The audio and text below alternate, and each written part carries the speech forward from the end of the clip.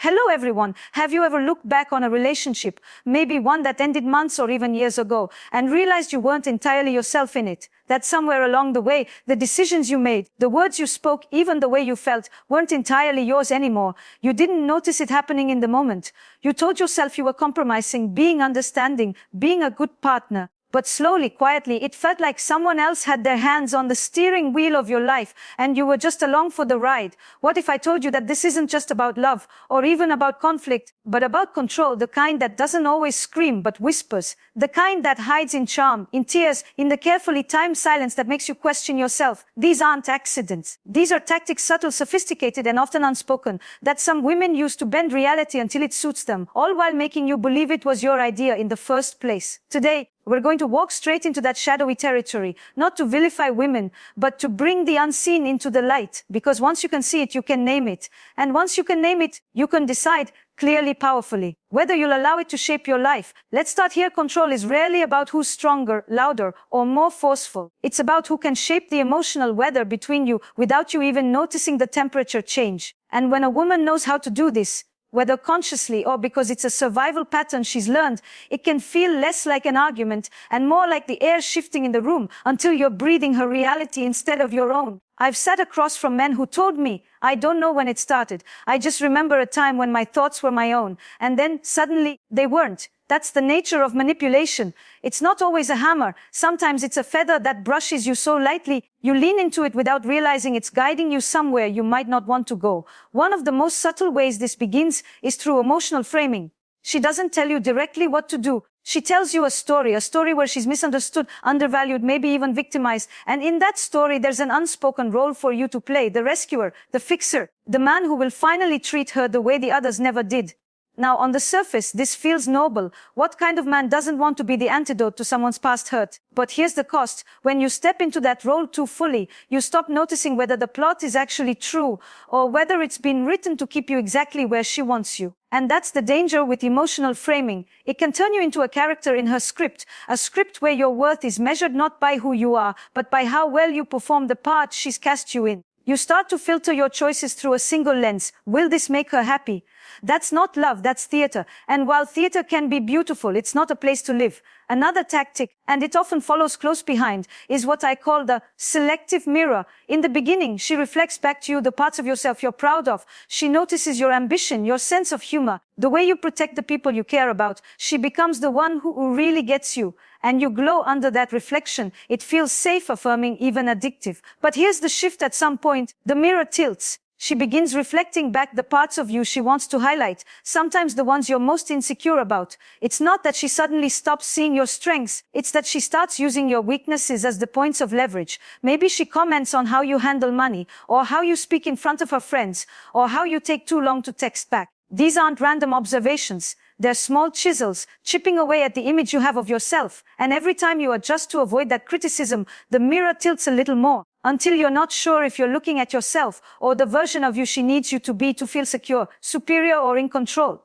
Now, you might ask, why would someone do this? Why would a woman who claims to love you want to reshape you in this way? Sometimes it's born from fear. Fear that if she lets you stand fully in your own confidence, you might not choose her. Sometimes it's about recreating a dynamic she's familiar with, even if it's unhealthy, because it feels safer than the unknown. And sometimes, yes, it's a deliberate strategy to keep the balance of power tilted in her favor. The point isn't to diagnose her intentions, it's to notice the effect on you. Do you find yourself second-guessing your instincts? Walking into a room and wondering what she would think before you even form your own opinion? Do you edit yourself, not because you want to be kind, but because you're afraid of the shift in her tone, the withdrawal of warmth, the unspoken disappointment? That's not partnership, that's management, and you are the one being managed. But here's where it gets even more complicated. When these patterns take root, they can intertwine with intimacy in ways that make them even harder to see. Because the same woman who can make you feel small with a glance can also be the one who makes you feel the most desired, the most alive, the most connected.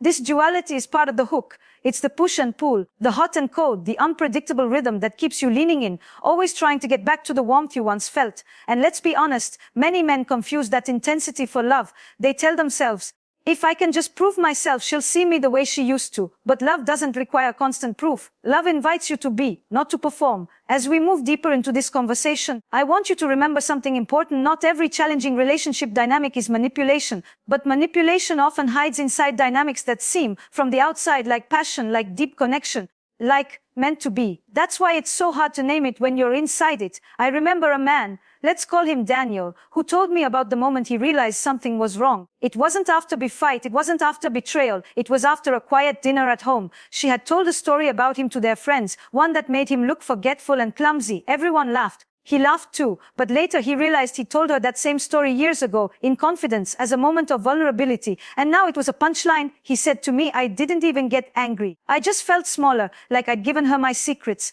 and she turned them into tools. That's the essence of certain kinds of manipulation. It's not about breaking you all at once. It's about collecting the pieces of you over time, learning your patterns, your fears, your desires, until she knows exactly which strings to pull to get the movement she wants. So if you recognize yourself in any of this, not just in the specifics, but in the feeling, pause. Notice the patterns. Notice where you shrink. Notice where you twist yourself into shapes that no longer feel like your own. That noticing is the first thread you can pull to loosen the whole knot. There's a moment, and maybe you felt it, when you realize that the arguments you're having aren't really about the thing you're arguing about. The dishes in the sink aren't about cleanliness. The text you didn't send isn't about the message. The late arrival isn't about time. They're all about something else, control of the emotional narrative. One of the most potent ways a woman can hold that control is through something I call emotional temperature manipulation. It's the ability to regulate warmth and coldness in a relationship so precisely that you start living in anticipation of the next shift. When she's warm, it's intoxicating. Her attention is soft and generous. Her laughter easy, her touch magnetic. You feel like you're exactly where you're supposed to be. But when the cold comes, and it will, it's not always explosive. Often it's withdrawal, it's silence. It's the subtle pulling back that leaves you wondering what you did wrong. And because the warmth was so good, so addictive, you'll do almost anything to get it back. You'll apologize for things you're not sure you even did. You'll overcompensate with gifts, with affection, with compliance. You'll learn the small rituals that seem to thaw her out, and before long, your days are built around avoiding the cold and chasing the heat. This isn't love, it's conditioning. And like any form of conditioning, it rewires you. It makes you prioritize emotional stability in the relationship over your own truth, your own needs, your own values. The danger here is that it can feel like passion. That push and pull rhythm is often romanticized in movies, in songs, in stories that equate intensity with depth. But intensity is not the same as intimacy. Intimacy is about being known and accepted. Intensity is about being hooked. And when someone knows how to control the thermostat, they can keep you hooked indefinitely. Closely tied to this is the tactic of strategic vulnerability. Now, vulnerability is beautiful. It's one of the most powerful ways we connect with each other. But in the wrong hands, it becomes a tool, not a bridge. Strategic vulnerability is when she shares a piece of her pain, her past, her struggles, not as an act of openness, but as a way to anchor you into a specific role. Maybe she tells you about the betrayal from a past relationship right before you go out with your friends, so you feel guilty for leaving her alone. Or she opens up about a difficult childhood in a moment where you were about to set a boundary, making you feel as if holding your line would be unkind. It's not that her pain isn't real. It often is, but the timing, the framing, the way it's woven into moments where you might resist her, that's what makes it strategic. And here's the complexity. Because you're a decent man, you respond, you give comfort, you soften your stance, you make exceptions. And each time you do, the pattern reinforces itself. Her vulnerability gets her what she wants. And you learn that saying no comes with the cost of emotional disconnection. Then there's the tactic that lives almost entirely in silence, what I call meaningful absence. This isn't the silent treatment after a fight. This is the sudden vanishing of presence without explanation, designed to create a vacuum you feel compelled to fill. She stops replying to texts for hours, even days after a moment where you've disappointed her. She becomes too busy to see you without telling you why. And in that space, your mind works overtime. You replay every conversation, every look, searching for the offense. You feel the anxiety build. And when she finally reappears, often acting as though nothing happened, you feel relief so strong it overrides the frustration you should feel at being dismissed. That's the power of meaningful absence. It teaches you to fear the loss of connection more than you value the fairness of the relationship. What makes all of these tactics so effective is that they're rarely done in isolation. They weave together, creating a web of emotional cause and effect that's difficult to see from the inside. Warmth and coldness primes you to respond quickly to shifts in mood. Strategic vulnerability makes you hesitant to stand your ground. Meaningful absence trains you to chase connection at almost any cost. By the time you realize you're tangled, the strands have been tightening for months, even years. But let's step back for a moment, because it's important to say this: not every woman who withdraws, who shares her pain, who fluctuates between warmth and coolness is manipulative. Humans are complex. We all have moods. We all have histories that sometimes spill into the present. The difference here is intention and consistency. A healthy partner might have cold days, but she'll tell you why. She might share her pain, but not as a way to derail your needs. She might take space, but not in a way that leaves you feeling punished. Manipulation thrives in ambiguity. It needs you to question, to guess, to fill in the blanks with stories that keep you invested. Transparency kills it. And perhaps the most dangerous thing about these tactics is that they often feel like love in the beginning. They feel like attention, like depth, like emotional intimacy. You don't recognize them as control because they come wrapped in affection, in shared secrets, in the intoxicating sense that someone knows you in ways no one else ever has. It's only later, when your own sense of self starts to erode, that you begin to see the pattern. I once spoke to a man, let's call him Marco, who told me that when he first met his partner, she would send long, beautifully written messages about how she felt when she was with him. He had never had someone articulate his value so vividly. It was like being seen in high definition. But over time, the messages changed. They became critiques wrapped in care. I love how confident you are, but sometimes you can be a little too much in public. Or, you're so driven, but maybe you should slow down for me. At first he took them as guidance, as love looking out for him. But a few years in, he realized those messages had shifted the way he moved through the world, not toward his own growth, but toward her comfort. That's the slow burn of manipulation. It doesn't take you all at once. It reshapes you in small increments, always under the guise of connection. And when you wake up to it, you're left wondering which parts of you are truly yours and which were crafted for someone else's benefit. If you've been nodding quietly while listening to this, feeling a heaviness in your chest or a recognition in your gut, that's not paranoia, that's awareness. And awareness is where choice begins. The question is no longer, is she manipulating me? But, do I like the person I'm becoming in this dynamic? Because if the answer is no, it's not about blaming her, it's about reclaiming yourself. When a relationship becomes a place where you feel managed rather than met, it doesn't always happen in big, obvious ways. Sometimes it's the smallest of exchanges, the ones so subtle that you only realize their weight after you've carried them for months. One of the most insidious patterns is redefining reality. This is when she questions your perception, not once, not in the context of a healthy debate, but consistently, in ways that make you doubt your own memory, your own judgment. You tell her about a conversation you had last week, and she insists it never happened. You recall her making a promise, and she tells you that you misunderstood. At first you think it's miscommunication. But over time, the pattern forms, her version becomes the truth, and yours starts to feel unstable. This is not simply disagreement, it's erosion. Because when you can't trust your own memory, you stop trusting yourself. And when you stop trusting yourself, you lean on her perspective more heavily. It's a quiet shift in power, but it's profound. Now her interpretation of events carries more weight than your own, and she becomes the authority not just on the relationship, but on reality itself. Tied to this is what I call conditional approval. This is when your worth in the relationship seems to rise and fall based on how closely you align with her expectations. On days when you meet them, when you say the right things, make the right gestures, she's affectionate, engaging, perhaps even effusive in her praise. But when you don't, the approval vanishes. You might not get anger or open criticism. Sometimes you get something worse, indifference. That blank space where love used to live. And so you start to shape yourself to earn that approval back. You work harder, speak softer, avoid certain topics. You don't even notice how many of your choices are no longer about what you want, but about what will keep the connection alive. It's not that she forbids you from being yourself. It's that being yourself starts to feel like a risk you can't afford to take. Then there's the illusion of choice. On the surface, it looks like she's giving you the freedom to decide. She'll say, do whatever you think is best, or it's up to you. But you've learned by now that some choices come with unspoken penalties, coldness, withdrawal, subtle disapproval that lingers for days. And so you choose, but you choose within the invisible boundaries she's drawn. That's not freedom. It's a maze where every wrong turn leads to an emotional dead end. All of these tactics, redefining reality, conditional approval, the illusion of choice, they operate in the space between love and fear. They keep you close enough to feel needed, but not free enough to feel whole. And the most dangerous part is that they can be paired with moments of genuine care, real connection, even deep affection.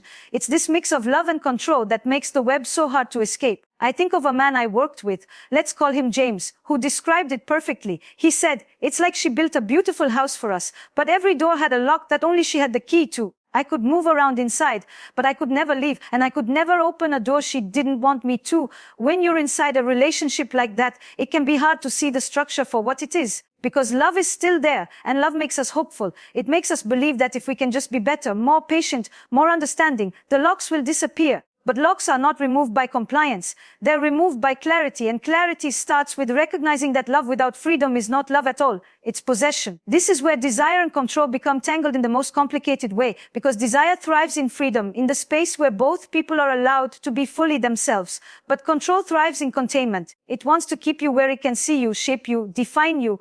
And when someone tries to hold both, your love and your autonomy, it's almost always autonomy that gets trimmed away first. So the real question becomes, do you want a relationship where you are loved for the version of you that fits, or for the whole of who you are? Because here's the truth. When a woman uses these tactics, she is loving a curated version of you, one she can manage. She may not even know she's doing it. It might come from her own insecurities, her own history of feeling powerless. But her reasons do not erase the reality you are living. And you, as a man, have to decide whether you will keep living in a relationship that requires you to stay smaller than you are, whether you will keep trading your truth for stability, your autonomy for closeness, because in the long run, the cost is not just the relationship, it's yourself. When I say this, some men look at me and say, but if I stop playing the game, I lose her. And my answer is perhaps, or perhaps you'll lose the version of the relationship that was never truly yours to begin with. And in that loss, you'll gain something far more valuable. You'll gain yourself back. It's not easy. Naming these patterns can bring conflict. Setting boundaries can bring pushback. But here's what I've learned from years of watching relationships transform. The people who truly love you will adjust to your boundaries.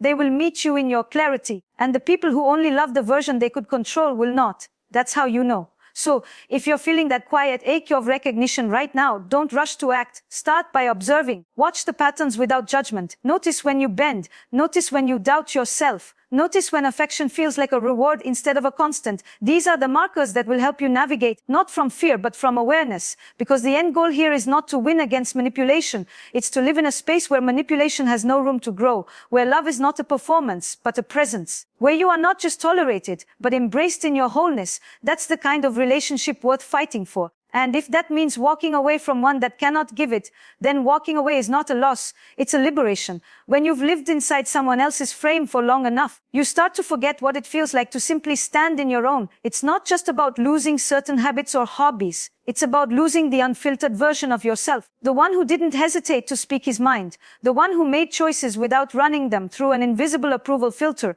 The one who laughed loudly without worrying if the volume would be too much. And here's the thing about regaining that man. You can't do it all at once. You can't go from years of conditioning to complete clarity overnight. The patterns you've been living in were built slowly, subtly over time. They were woven into your day-to-day life until they felt like the natural order of things. Which means the way out isn't an explosion. It's an unraveling. It begins with your attention. Attention is the currency of every relationship. And for a long time, yours has been spent on monitoring her moods, anticipating her responses, avoiding her withdrawal. What would happen if you began spending that same attention on yourself, not selfishly, but intentionally? Start noticing what brings you alive without her input. Maybe it's a certain kind of music you haven't played in years because she didn't like it. Maybe it's a friend you stopped seeing because she felt threatened. Maybe it's a part of your work you minimized because she thought it took too much of your time. Bring those things back, not to provoke her, but to remind yourself what your own joy feels like when it's not filtered through her reaction.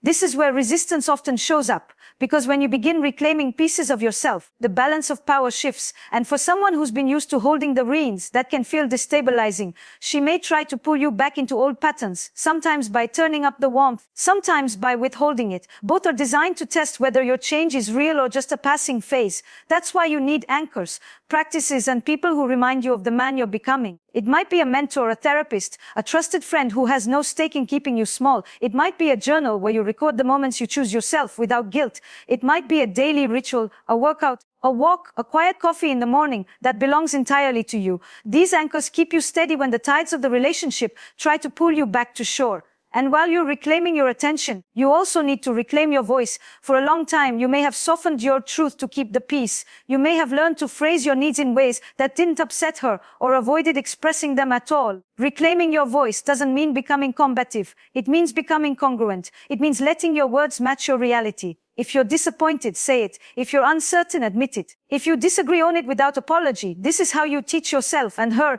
that your inner world is not up for editing. At first, it will feel uncomfortable. You'll hear the echoes of past reactions and brace yourself for impact. But with time, you'll notice something: the fear of speaking your truth is almost always worse than the reality of doing it. And even when it does cause friction, that friction is not a failure. It's proof that you're no longer playing a role that isn't yours. Another step in reclaiming yourself is learning to sit with disconnection. For a long time, disconnection may have been your trigger, the thing you worked hardest to avoid.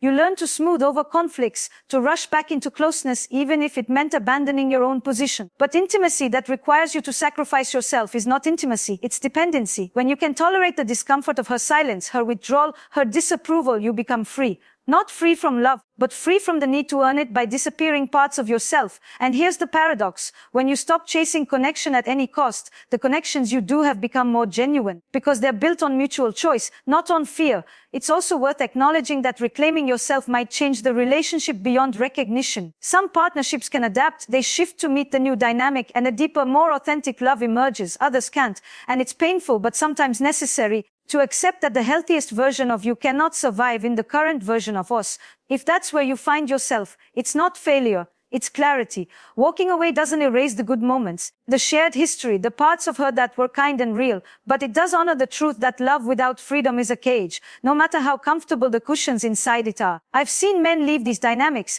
and feel a strange mix of grief and relief. The grief comes from letting go, not just of her, but of the version of themselves they were with her. The relief comes from the slow return of their own reflection in the mirror, from waking up and realizing they can choose without fear, from rediscovering that their worth is not a negotiation but a given. And perhaps the most important piece of this reclamation is forgiving yourself. Not for allowing manipulation, you didn't sign up for that, but for not seeing it sooner. For the times you went along with things you knew didn't feel right. For the years you spent trying to be the man she wanted instead of the man you are. Forgiveness is not about excusing the past. It's about freeing yourself from carrying it forward. Because here's the truth. Self-trust is the antidote to manipulation. When you trust yourself, you can hear someone's story without losing your own. You can love someone deeply without handing them the keys to your identity. You can stay open without being porous. And as you rebuild that trust, you'll notice something shift, not just in your relationships, but in every part of your life. You'll find yourself standing differently, speaking differently, choosing differently. Not to prove anything to anyone, but because you've come home to yourself. The truth about these patterns is that they're not always born from malice. Many women who use them aren't sitting in a room plotting control. They're repeating what they know. They're reenacting the dynamics they've seen, the ones that made them feel safe or powerful in the past. But the fact that something is familiar doesn't mean it's healthy. And the fact that someone loves you doesn't mean they know how to love you without trying to own you. So the question isn't, is she a bad person? The question is, can we build something together where neither of us has to shrink to feel secure? If the answer is yes, it means both of you will have to do the work, learning to trust without controlling, to influence without manipulating, to express needs without playing games. That's the work of mature love. And if the answer is no, then the most loving thing you can do for yourself, and ultimately for her, is to step away. Because staying in a dynamic that requires you to abandon yourself isn't loyalty, it's self-betrayal, and nothing beautiful grows out of that soil. Here's the hard truth most men don't hear enough. You are allowed to want a relationship that feels safe for your mind, your heart, and your soul, not just for your body. You are allowed to want love that energizes you instead of drains you. You are allowed to want closeness without the undercurrent of fear that a wrong word or choice will change the entire emotional temperature of the room. That's not asking for too much. That's asking for the bare minimum. Because real intimacy doesn't make you smaller. It doesn't keep you guessing about whether you're on good standing today. It doesn't require you to trade pieces of yourself for temporary peace. Real intimacy is built on mutual freedom, the freedom to be your full self without punishment, and the freedom to love the other person without needing to mold them into your ideal. If you've listened this far, there's probably a part of you, maybe quiet, maybe desperate, that already knows where you stand.